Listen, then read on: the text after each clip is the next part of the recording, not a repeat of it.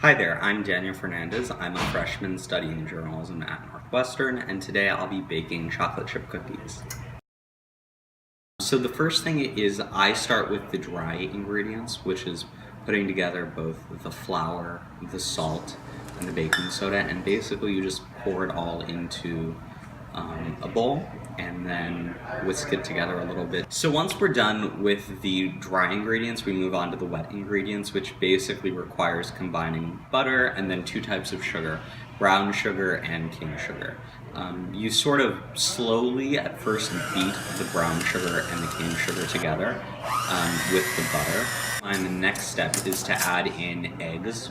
In this case, there are 2 eggs for this recipe, which you add in sort of one after the other. So once you have the eggs as well as the vanilla extract added in, the next step is to basically combine the wet ingredients and the dry ingredients together. And you basically just combine them until you have dough that's kind of the right consistency. And then for me, I add the chocolate chips after that, just because I want to make sure that the dough is the right texture. The next step is obviously to sort of make the mounds for the cookie.